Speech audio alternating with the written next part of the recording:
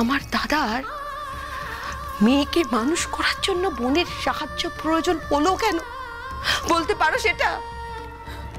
একদম বাজে কথা বলবে না, একদম তুমি বাজে কথা বলবে না। দাদাকে তার বোনের সাহায্য নিতে হয়নি, বরঞ্চ তুমি তোমার দাদার সাহায্য নিয়েছিলে। তোমার শ্বশুর বাড়িতে জায়গা হয়নি, তাই তুমি এই বাড়িতে চলে এসেছো। আর এসেই তুমি এমন একটা ভাব দেখিয়েছো যেন গুনগুন তোমার সব থেকে বেশি আপন। আর তোমার দাদা তো সহজ সরল মানুষ, কোনো কথা তলিয়ে ভাবে না, উপরে উপরে সবকিছু দেখে, তাই তোমাকে এই বাড়িতে জায়গা দিয়েছিল, তোমাকে মেনে নিয়েছিল। আর সেই থেকে তুমি কামোফ্লেজ করে গেছো। তুমি দেখিয়ে গেছো সবাইকে যে তোমার নিজের মেয়ের থেকেও তুমি গুনগুনকে বেশি ভালোবাসো। এইসব কথা দিয়ে না তুমি আমাকে ভোলাতে পারবে না, বুঝতে পেরেছো? আর শোনো, তুমি আমাকে কি বলছো বলো তো? আমাকে কি বলছো তুমি? তোমার নিজের মেয়ে তোমার কোনো খোঁজ রাখে? তোমার নিজের মেয়ে তোমার খবর রাখে না তো? যার নিজের মেয়ে কোনো খোঁজ রাখে না সেবার আমাকে বলছে। বৌদি, আজ সুযোগ পেয়ে তুমি আমাকে অনেক কথা শোনালে। ঠিক আছে, আমার আজ তো আমার দাদা নেই, আর গুনগুনেরও বিয়ে হয়ে গেছে, তাই তুমি যা ইচ্ছে বলতে পারো বলো, কিন্তু আজ কিন্তু আমিও আর কেয়ার করি না। হ্যাঁ, আমি জানি যে তুমি এই বাড়ি থেকে আমাকে তাড়িয়ে দিতে পারো। হ্যাঁ, তাড়িয়ে দাও, আমি প্রস্তুত। আমার এখানে থাকার তো কোনো মাথার দিব্যি নেই, আমার দরকার নেই এখানে থাকার। আমার একটা থাকার জায়গা, একটা হোম টোম কিছু যাও, কিছুটা জুটে যাবে, বিশ্বাস করো। তাই আমি কিন্তু আজ আর তোমার মন রেখে কথা বলবো না। আচ্ছা বৌদি, আমার একটা প্রশ্নের উত্তর দাও তো। আমার দাদার ভেতরে যে এতখানি কষ্ট ছিল, এতখানি কষ্ট, সেই কষ্ট কার জন্য জানো তুমি? তোমার জন্য।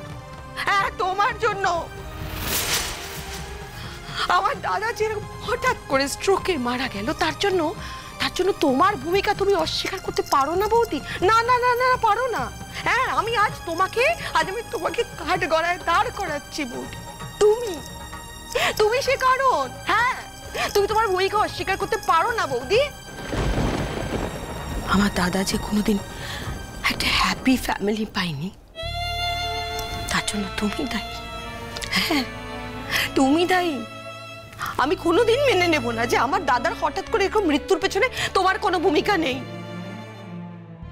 আমি তোমাকে নিয়ে থানা পুলিশ করতে পারবো না, কারণ এই পৃথিবীতে না অনেক অনেক মৃত্যুর অনেক সাইলেন্ট কারণ থাকে, সেগুলো না মানুষ চোখে দেখতে পায় না। কিন্তু সেই সাইলেন্ট কারণগুলো মানুষটাকে একটু একটু করে শেষ করে দেয় বৌদি। আমার দাদার জীবনে তুমি সেই সাইলেন্ট কজ। হ্যাঁ, তুমি একটু করে আমার দাদাকে শেষ করে দিচ্ছ। খবরদার জুই, খবরদার বলছি। তুমি আমার বাড়িতে দাঁড়িয়ে আমাকে কথাগুলো বলতে পারো না। আমি কিছুতেই বরদাস্ত করব না। তোমার বাড়ি? আমি জানি না বৌদি, আমি জানি যে আমি এখনো আমার দাদার বাড়িতে দাঁড়িয়ে কথা বলছি। হ্যাঁ, তোমার দাদার বাড়ি ঠিকই। তোমার দাদা আর আমি কি আলাদা? জানো না, তুমি নিজে বুঝতে পারো না যে আলাদা কিনা? যদি আলাদা না হতে তাহলে এতগুলো বছর বাইরে পড়ে থাকতে না তুমি। হ্যাঁ, আমি বাইরে পড়েছিলাম। ওই বাইরে পড়েছিলাম বলেই আমি এতগুলো টাকা রোজগার করতে পেরেছি, এতগুলো টাকা জমাতে পেরেছি। তোমার দাদা কি করতে পেরেছে বলো তো? তোমার দাদা তো সব দান ধ্যান করে সবকিছু উড়িয়ে দিয়েছে। আমরা যদি শক্ত না হই তাহলে গুনগুনটাকে সামলানো যাবে কি করে? আমাদের ভজন তো গুনগুনকে সান্ত্বনা দিতে গিয়ে নিজেই কেটে কেটে একসার করবে। কাল ওদের বাড়িতে একবার যাওয়া দরকার। মা লক্ষ্মীর বাড়িতে আসার আগে একবার যেতে হবে। গুনগুন আসার আগে কেন? না না না, তখন যদি আমরা সবাই মিলে বেরোই, ও তো সন্দেহ করবে যে সবাই মিলে যাচ্ছি কোথায়। ওদের বাড়ি যাচ্ছি এটা জানলে তো ভাববে যে কেন যাচ্ছি, এটাই। না দেখো, গুনগুন এলে তো ওকে সব এমনিতেই জানাতে হবে। সে তো বুঝলাম, কিন্তু এই কঠিন কাজটা আমি কি করে করব? তো মনে হচ্ছে আমি পারবো না। তোমাকেই পারতে হবে সোনাদা। দেখো, কাউকে না কাউকে তো পারতেই হবে। শোন বাবিন, আমি ভাবছিলাম কি, কাকাবাবুর কাজের দিন যদি গুনগুনকে মানে একেবারে ওই দিনই যদি ওকে নিয়ে যাওয়া যায়, তার আগে যদি আমরা কিছু না বলি ওকে। না না, ওটা তো একটা সাংঘাতিক রকমের বড় ধাক্কা হয়ে যাবে। অন্তত কাজের একটা দিন আগেও যদি ওকে নিয়ে যাওয়া যায়, ও তো ওখানে গেলে পরিস্থিতি দেখলেই আন্দাজ করতে পারবে। তারপরে ওর মারও বেশভূষা দেখলে বুঝতে পারবে।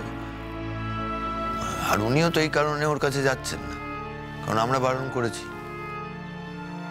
আমার ভরসা নেই ওনার উপর। উনি একদম কোঅপারেটিভ নন। উনি যেটা নিজে বুঝবেন সেটাই করবেন। এর মধ্যে উনি আমার তোমার এসব করছেন। উনি বলছেন আমার নাতি হয়েছে, আমি কেন দেখতে যাব না। বুঝতে পারছেন না যে ওনার মেয়ের ভালোর জন্য এটা বলা হচ্ছে। ভাবিন, একটা কাজ করা যায়, এই একটাই উপায়, সেটা হচ্ছে বাচ্চাটার সঙ্গে ওর একটা টান তৈরি হোক। এমনি মা সন্তান তো এমনি টান হবে। বলছি আস্তে আস্তে সেটা বাড়ুক, যেন এই ঘটনা জানার পর ও নিজের কোনো ক্ষতি না করে ফেলে। আমার বড্ড ভয় করছে। হ্যাঁ, আমি তো তাই চেয়েছি, কিন্তু ও তো বাচ্চাটার দিকে অতটা ফিরে তাকাচ্ছে না।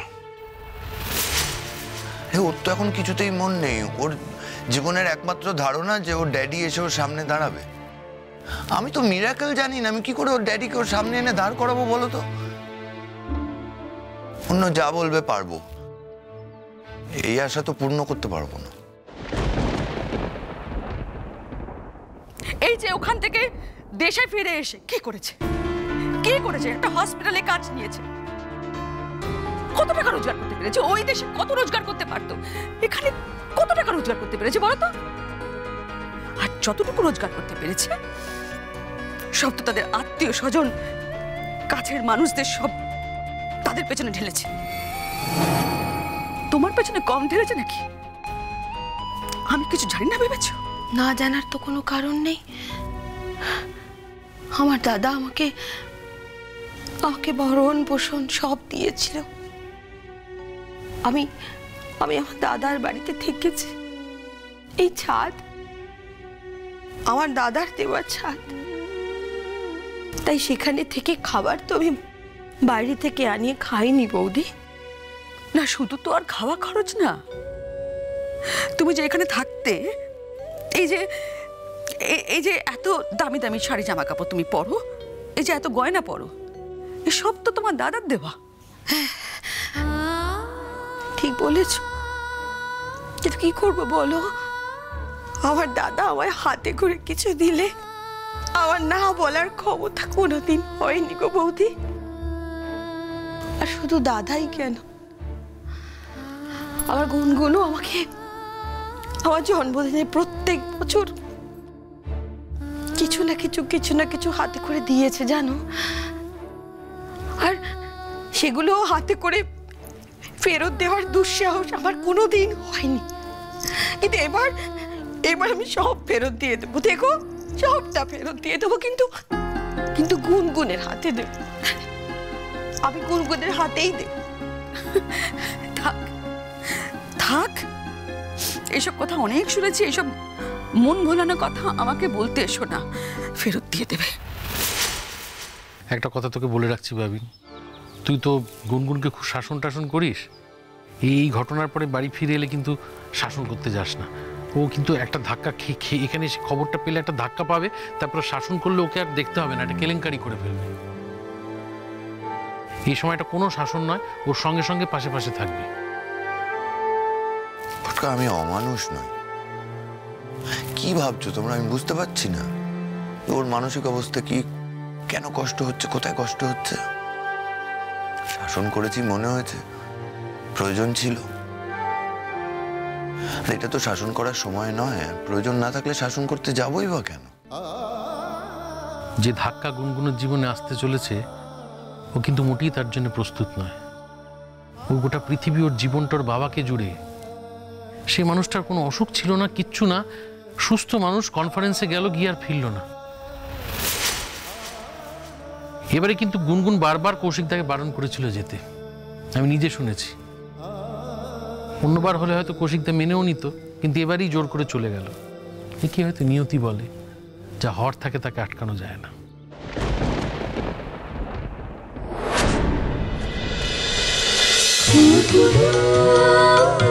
খুন খুন